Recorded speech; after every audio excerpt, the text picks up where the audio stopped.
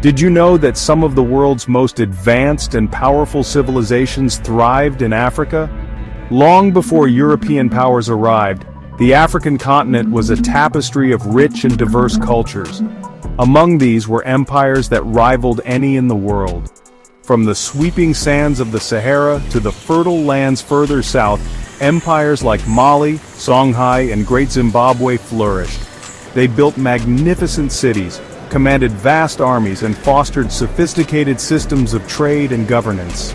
These empires left an indelible mark on the world. They were centers of knowledge and innovation. Their stories challenge our understanding of history and remind us of Africa's enduring legacy. In the heart of West Africa, along the fertile banks of the Niger River, the Mali Empire rose to prominence. This empire, founded by the Mandinka people, controlled a vast territory. It stretched from the Atlantic coast to the southern edge of the Sahara Desert. The Mali Empire thrived on trade. It sat astride the trans-Saharan trade routes. These routes were vital arteries connecting North Africa to the rest of the continent.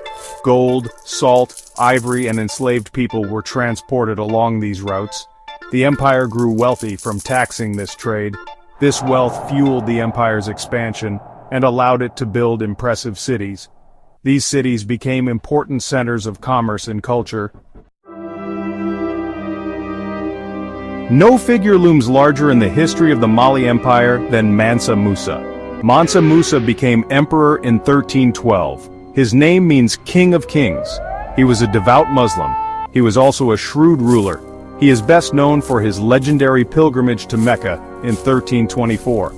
This journey showcased the unimaginable wealth of the Mali Empire. Mansa Musa traveled with an entourage of thousands. He brought with him a caravan laden with gold. His generosity during the journey was legendary. He distributed gold so lavishly that it caused inflation in the cities he visited. As the Mali Empire declined, a new power emerged in West Africa, the Songhai Empire. The Songhai people were skilled warriors and merchants. They built upon the foundations laid by Mali. They created an even larger and more powerful empire. The Songhai Empire stretched from the Atlantic coast all the way to modern-day Nigeria. At its height, the Songhai Empire controlled important trading cities like Jenne and Timbuktu. These cities flourished under Songhai rule. They became centers of Islamic scholarship and commerce. The empire had a strong military. It was also well organized. It had a complex system of governance. Far to the south, in what is now Zimbabwe, another remarkable civilization arose, Great Zimbabwe. This powerful kingdom emerged around the 11th century.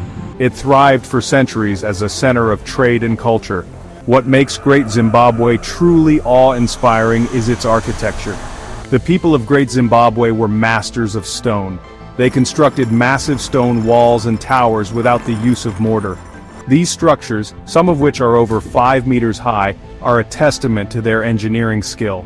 The most famous of these structures is the Great Enclosure. This massive wall, made of carefully arranged granite blocks, is one of the largest ancient structures in sub-Saharan Africa. The empires of Mali, Songhai, and Great Zimbabwe were not just centers of wealth and power. They were also important centers of learning and intellectual exchange. Timbuktu, under the rule of both the Mali and Songhai empires, became a renowned center of Islamic scholarship. Scholars from all over the Muslim world flocked to Timbuktu's universities. Libraries in Timbuktu housed countless manuscripts. These manuscripts covered subjects ranging from religion and law to astronomy and mathematics. Great Zimbabwe, too, was a center of learning. Archaeologists have unearthed evidence of a sophisticated metalworking industry. This suggests the presence of skilled artisans and a tradition of knowledge transmission. The empires of Mali, Songhai, and Great Zimbabwe played a crucial role in connecting Africa to the wider world. They were all active participants in regional and transcontinental trade networks. The The trans-Saharan trade route, which passed through the empires of Mali and Songhai, facilitated the exchange of goods and ideas between North Africa and Sub-Saharan Africa. Gold, salt, ivory, and enslaved people were traded along these routes. This trade brought great wealth to the empires. The gold that flowed from these empires helped to fuel the economies of the Mediterranean world.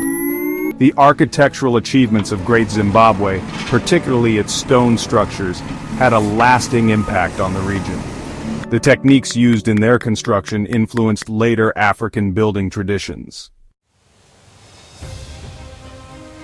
The empires of Mali, Songhai, and Great Zimbabwe may have declined centuries ago, but their legacy lives on.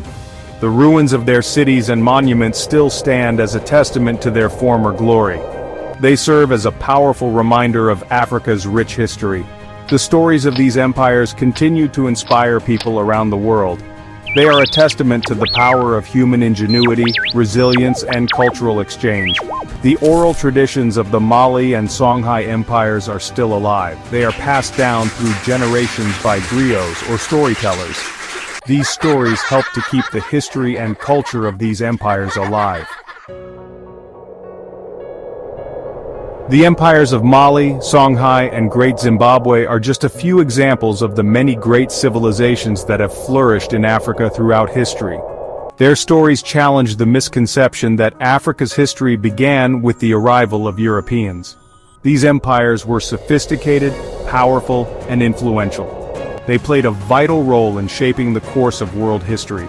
As we learn more about these empires, we gain a deeper appreciation for the diversity and richness of Africa's past. The legacy of these African empires lives on, not just in the ruins of their cities and the echoes of their stories, but in the vibrant cultures and traditions that continue to thrive across the continent today. It is a legacy that belongs not just to Africa, but to the world.